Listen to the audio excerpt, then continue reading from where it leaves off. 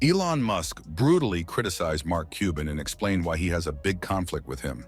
According to Elon, influential celebrities and business magnates, including people like Mark Cuban, are destroying America. What Mark Cuban recently did and how he insulted Musk proves Elon's point again. Musk responded to these accusations from Mark Cuban and said that behind-the-scenes processes are publicly unknown and that things are getting out of control. So let's explain everything. So 2 days ago, Elon Musk expressed his opinion on X and tweeted that he was astonished by Cuban's manipulation of facts. Musk criticized Mark Cuban for becoming out of touch with the American people. Musk also criticized Cuban after billionaire said that Trump's presidency was like going back in Germany when Hitler ruled, therefore comparing Trump to Hitler. Musk responded to a clip from CNN saying that Trump's policies were nothing like those of the dictators and calling Cuban's comments nonsensical. According to Musk, Cuban is trying to fit into the woke agenda and has forgotten what real American values are. Musk responded to Cuban's words, where Mark denounced Musk. Cuban said on Stewart's show, "Look at Elon. Twitter gives him the ability to connect to the prime minister, the head of every country in the world. And that person, whoever is in charge of that country, has an interest in what happens on Twitter. And what happens on Twitter because of the control of the algorithms, being the biggest user is all dependent on Elon Musk." And Elon Musk responded to this tweet by writing a poo emoji, implying that he didn't care what Cuban had to say. Musk wrote, "That was hilarious. Unlike the other platforms, our algorithm is open source. And if you interact and argue with right-wing accounts, which Cuban does a lot, the algorithm will assume that's what you want to do and give you more of it LMAO." Cuban also explained how Musk is trying to be more influential than he is. Cuban said, "He literally, wherever his thumb wants to go, he gets to push as hard, and he's transparent about where he wants things to go." And Musk responded to these accusations by tweeting, "Exactly. Mark Cuban is a giant bleep emoji in human form." And this conflict between Musk and Mark Cuban is not new because everything started 4 years ago. Back in 2020, Musk and Cuban clashed over the government's COVID-19 lockdown policies that the Tesla owner had labeled fascist. Elon drew criticism from many other business owners for his comments, but most conservative circles appreciated his stance. The chief executive officer of Tesla had called the quarantine measure a forcible imprisonment by the government. His comments came during a call to discuss Tesla's quarterly performance, which had notably subsided. As the company's assembly plant was under strict lockdown, Musk was facing severe production issues. Later, Musk had defied government orders to resume production in his San Francisco Bay Area plant. And perhaps the biggest voice of opposition came from Mark Cuban. While talking to Fox News, he said, "Anything that negatively impacts Tesla, Elon hates, period, end of story. You know, I don't think he has other people's interests at heart." At that time, Cuban was serving on the council advising President Donald Trump on reopening the U.S. economy. And as opposed to Musk, he was in favor of getting back to normal gradually. He further said, "My attitude is, you've got to be smart. We don't have to rush back into things. We get to learn." And in the last few years, Elon Musk's conflict with Cuban got even worse. The duo disagreed once again in 2022, this time over Musk's plans for Twitter. Despite their past grievances, Cuban was excited that Musk had acquired the social media platform. In a tweet, he said that he was looking forward to the Elon Musk era and described him as a ready, fire, aim entrepreneur. However, Cuban's support for Musk fizzled down when it came to the controversial $8 verification fee. In response, the Dallas Mavericks owner had recommended Musk his approach to the matter. He tweeted, "You might consider proactively offering your $8 verification program for free to those you deem the most accurate notes contributors. Won't be easy to confirm accuracy, but if AI can try to model out bias, maybe it can model inaccuracy." Elon wasn't looking for unsolicited advice and shot back with $8 for all.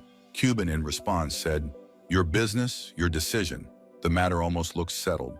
But the Shark Tank star had more to add. In another rampage, Cuban said that Twitter Blue subscription has destroyed the most valuable part of Twitter, the ability to quickly and easily find information from sources I have chosen to trust. He further added, "I used to go through 100 tweets in my verified mentions, people who were curated by Twitter. Now it's 2x and growing quickly. And when it came to hate trolls, it was rare from blue checks.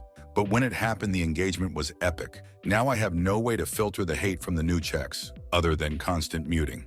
Buy a check. crush someone's verified mentions. While Musk didn't immediately respond, many Twitter Blue users came to his defense. Many were of the opinion that the verification services had improved the experience of an average user on the platform, and people as famous as Cuban shouldn't have any difficulty filtering through misinformation. At the same time, Cuban appreciated Musk for cleaning Twitter of the bots. Surprisingly, Cuban had a lot to say about how Musk was running the Twitter ship, but the CEO himself hardly chimed in on the matter. This is why many news outlets described Cuban's feud with the social media platform as aggressively one-sided.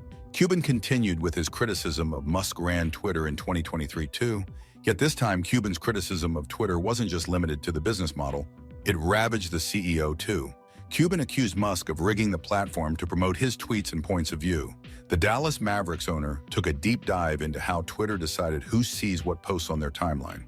According to Mark Cuban, the core of the issue is the site's algorithm highly ranks tweets that your followers interact with.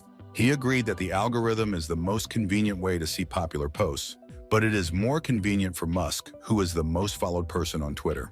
He wrote, "The largest Twitter account has the greatest reach," Cuban wrote. So who at Elon Musk engages with on Twitter has an enormous impact on what an indeterminable number of people see in their For You timelines. He also added that it is disingenuous to say Twitter is the home of free speech, because Musk chooses to put his thumb on the scale. Only this time, Musk responded with, "Suggestions for improvement are welcome." Cuban replied, telling Musk Twitter should go back to its earlier model for allowing users to take control of their timelines. Allow people to choose whether the For You is shown or hidden, or to allow the percent of network Vs out of network tweets shown in For You to be user-controlled, Cuban wrote. Once again, Musk left Mark Cuban unanswered. And today in 2024, the conflict got even worse. When Cuban went on Jon Stewart's show and talked about Musk, Mark Cuban expressed a nuanced view of Elon Musk's influence, particularly in relation to his ownership of Twitter, now X. Cuban acknowledged that Musk has arguably become the most powerful man in the world. This power is evident not just in his role in significant global events, like setting up satellite links for war zones, but also in his ability to control discourse on Twitter. Cuban emphasized that Musk's impact is more substantial on the global stage than domestically, noting the preponderance of right-leaning voices on the platform, which often dominate his feed despite his preferences. He said, "Look at Elon, right? Elon, in being one of those powerful people, he's trying to be the most influential man in the world." It sounds like a commercial, but literally, that's what Twitter has given him. I've got to say, I think he might be that. I don't even think he's trying to be. When you talk about somebody who is setting up satellite links for war zones and also controlling discourse on the most important media platform, I think he's the most powerful because Twitter is in almost every country. Cuban also critiqued the algorithmic design of Twitter, suggesting that Musk has tailored it to align with his interests. Despite Twitter's global reach, Cuban pointed out that only 20% of US adults are on the platform, leaving a significant portion of the population untouched by its influence. He hinted at a broader issue in the tech industry where there is a demand for a less biased platform, yet the current market is dominated by platforms like Twitter, which reflect the biases of their creators.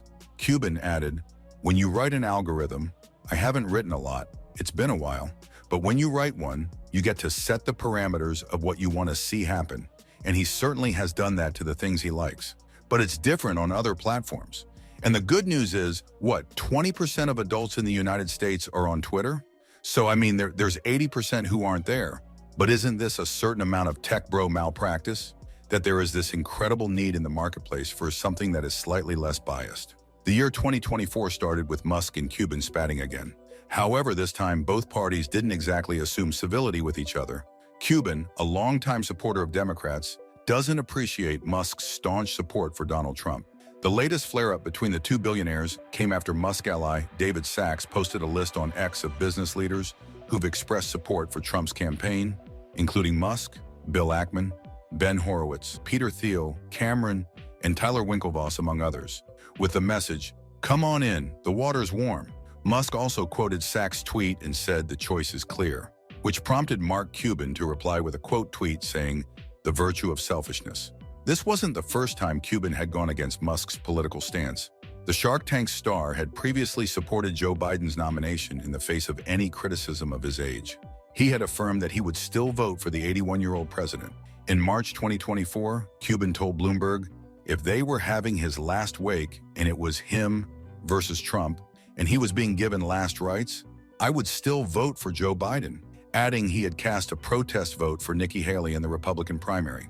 The billionaire had briefly withdrawn his support for Biden after the first presidential debate, but to this date, he remains one of the biggest business supporters of the Democratic Party.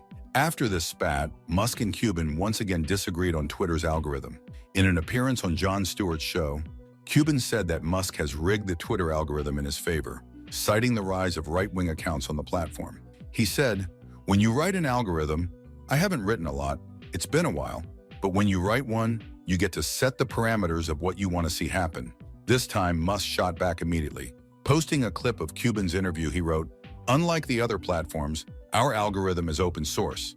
And if you interact and argue with right-wing accounts, which Cuban does a lot, the algorithm will assume that's what you want to do and give you more of it, LMAO." That's it for today. Subscribe to our channel and hit that notification bell.